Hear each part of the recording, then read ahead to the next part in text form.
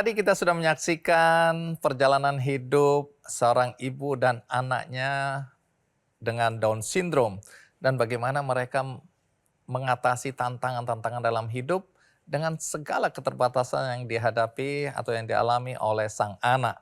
Nah, kali ini saya juga mengundang ibu dan anak yang juga dengan tantangan yang berbeda tetapi tidak mudah.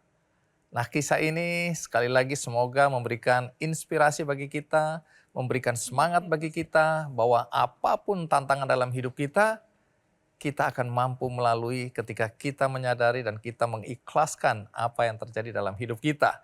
Dan itulah yang dialami oleh ibu dan anak yang akan segera menjadi tamu kita kali ini, yaitu Rachel Siloam dan Ibu Sri Mukti Handayani.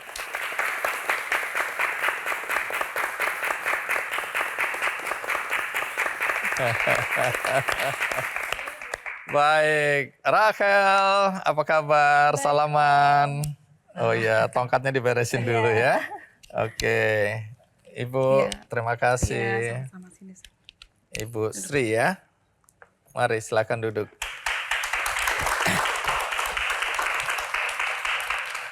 Kalau menyimak tadi perjalanan yang pendek dari awal sampai bisa duduk sini, nah Rachel pakai tongkat. Iya. Berarti betul. Rachel tidak bisa melihat. Betul sekali Om Andi. Oke, apa yang terjadi dengan mata Rachel ini?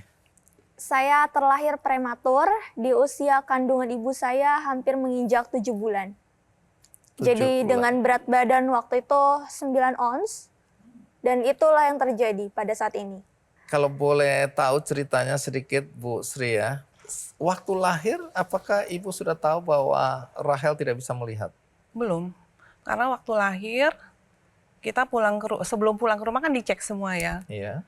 Sampai ke mata itu ada kontak cahaya, jadi dinyatakan aman. 3 bulan udah besar, agak mendingan, agak mulai bisa ini kan kontak itu.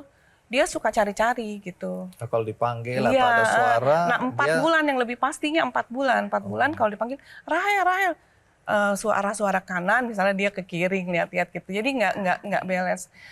Sehingga kita ke rumah sakit kembali. Ini kenapa gitu. Terus ya sepertinya tidak bisa gitu. Cuma ibu merasa kenapa kok nggak dikasih tahu gitu. Sedangkan waktu itu statementnya bilang seperti ini. Kenapa ibu ini udah telat? Itu yang bikin. Kenapa kan saya nggak tahu gitu kan. Harusnya dari pihak rumah sakit, misalnya dari dokternya itu beritahu gitu. Ini standarnya untuk pemeriksaan ini seperti apa gitu. Jadi sekarang Rachel tidak bisa melihat sama sekali. Iya, total. Iya, Cahaya hanya sedikit pun cahaya, tidak. tapi berupa sinar terang gelap saja. Katanya sempat ada usul untuk operasi ya mata waktu itu. Iya, sempat ada usul operasi ya. Bahkan ada beberapa yang tanya ke saya, kamu mau bisa lihat nggak? Terus kalau mau nanti saya mau menjadi pendonor kornea untuk kamu gitu. Dan tapi saya pikir adalah karena ini permasalahannya ada di retina, sehingga bukan seperti case-case yang pada umumnya dengan cangkok kornea langsung bisa, karena ini adalah kasusnya adalah di retina mata. Dan kalaupun operasi waktu itu dokter belum menjamin bahwa kesembuhannya akan ada gitu. Jadi ya kita tidak ambil resiko untuk operasi. Iya. Nah, kalau Ibu ya, ini setelah tahu bahwa anaknya tidak bisa melihat, berapa lama Ibu baru ikhlas ini menerima kenyataan anakku ya tidak bisa melihat dan aku harus menerimanya? Itu berapa lama? Di usia 6 bulan, ke dokter yang terakhir menyatakan bahwa dia memang betul-betul buta total. Di situ saya pulang dari rumah sakit nangis jadi-jadinya, nangis lah pokoknya. Terus saya berdoa, terus saya langsung ini harus diterima. Dari situ saya langsung bangkit. Oke, jadi Ibu dari situ Ibu bilang aku harus bangkit. Aku harus berbuat sesuatu untuk Rachel ya. Berusaha untuk langsung di planning nih untuk ke depan ini harus seperti apa. Nah, harus apa yang Ibu diambil lakukan untuk mempersiapkan Rachel supaya bisa seperti yang sekarang kita lihat ini? Oke. Kebetulan saya tuh orang di sekolah, di zaman sekolah dulu saya pemalu. Pemalunya luar biasa, jarang bicara sama orang, nggak bisa beginilah ya pokoknya. Tapi saya nggak mau anak saya seperti ini gitu kan. Gimana caranya? Saya menunggu dulu sampai dia mulai umurnya bisa diajak kerjasama lah, istilahnya komunikasi. Ternyata pas di usia dia batita balita, itu komunikasi nggak bisa dua arah. Ternyata mungkin dia ada sedikit autis mungkin. Tapi saya nggak ngerti kalau ini anak autis. Cuma kalau ditanya A gitu jawabnya B gitu. Kadang-kadang nyambung, kadang-kadang nggak nyambung gitu. Nah terus saat itu saya merasa ini anak harus terapi atau seperti apa. Cuma saya nggak tahu. Saya tidak tahu terapi itu harus seperti apa, nggak tahu. Cuma kalau saya tanya kenapa berbeda jawabnya. Nah saya mulai tuh mengajarkan dia untuk misalnya ini loh nak, mama mau cerita taman bunga ya. Ini taman bunga warna ini gitu. Ada bunga warna merah. Terus dikasih tahu, iya taman bunga seperti apa suasananya. Kemudian ayo ceritakan lagi, mama tadi kesini loh, tadi mama cerita apa. Itu jawabannya nggak sama. Misalnya kita cerita taman bunga, dia ceritanya pasar gitu. Nah nggak nyambung kan, tapi saya ulang lagi ini loh, bukan tadi mama ngomong ini. Ada bunga warnanya merah, bagus loh, nah ini seperti ini bunga, dia pegang, oh ini ada taman bunga. Seperti halnya kalau kita pergi ke taman nih, dikasih tahu ini loh, ini ada bunga, ada daun, ada ini, dikasih tahu.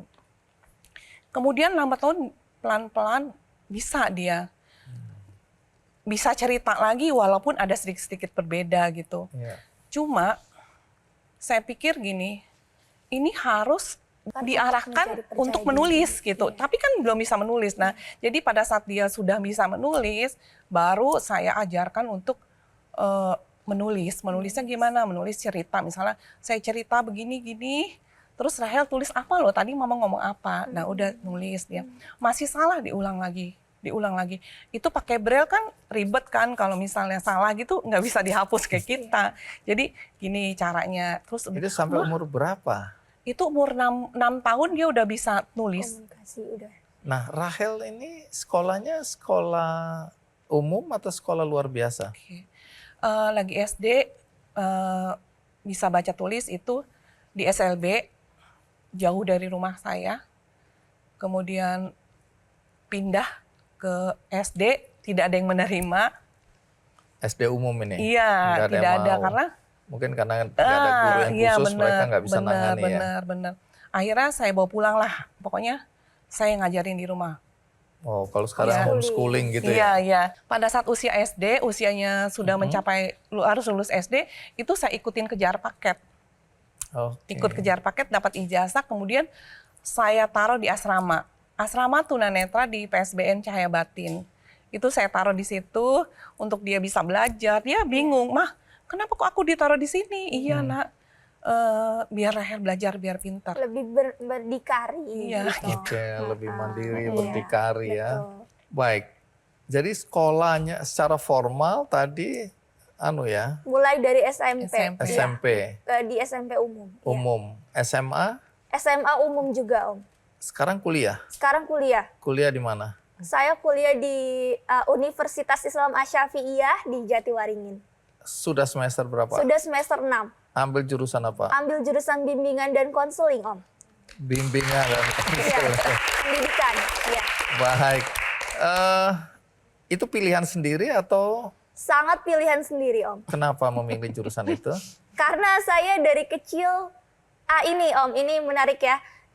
Karena dulu saya punya hambatan komunikasi ya. Karena bukan cuma komunikasi aja, punya perilaku berulang gitu kan. Yang ada keanehan gitu kan. Nah, akhirnya awalnya dari mama suka mengikuti support parenting gitu Om. Jadi kelas-kelas parenting. Nah, cuman karena anak ini harus belajar caranya ngomong tuh gimana, berkomunikasi. Akhirnya saya berawal mulai dari saya sering diajak-ajak waktu kecil. Jadi awalnya dulu ini saya sering diajak-ajak, diikutin, bahkan ditaruh di depan Om. Jadi usia saya masih 6 tahun pada saat itu saya ditaruh di depan, di mana barisan semua itu orang tua semua.